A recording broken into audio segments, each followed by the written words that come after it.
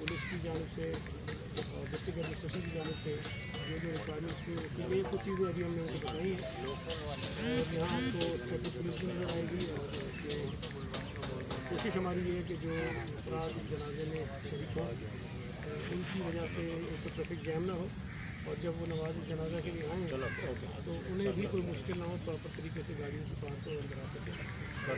कुरान के साथ नमाज जनाजा अदा होता है। सफाई का भी बंदोबस्त किया है, चीज़ें सफाई की है उन्होंने, सिक्योरिटी का भी बंदोबस्त किया है। और मुझे खुशी होती है कि सैलानी की जाने से भी काफ़ी अरेंजमेंट किया गया है, उन्होंने सब्जियाँ लगाई हैं।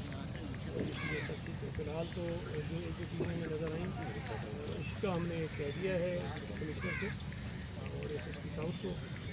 बाकी थोड़ी देर में शायद उनकी फैमिली से भी दोबारा रब्ता करेंगे, और अगर कोई और खास चीज़ उन्होंने वही इंतजाम करने के लिए तो वो भी करेंगे। ये बता दीजिएगा कि ट्रेन के अंदर कितनी कैपेसिटी दरमियान बहुत ज़्यादा पार्किंग नहीं होती, तो अगर बहुत ज़्यादा लोग आ जाते हैं तो उसमें सफ़े करीब करीब बन सकती है। तो एग्जैक्टली नंबर अगर आप सब जो नमाज़ पढ़ने के लिए जगह होती है उसमें तो हो सकता है कि नमाज जनाजा के लिए हम ये नहीं कह सकते कितने लोग, लेकिन काफ़ी हज़ारों की तादाद में लोग आ सकते हैं।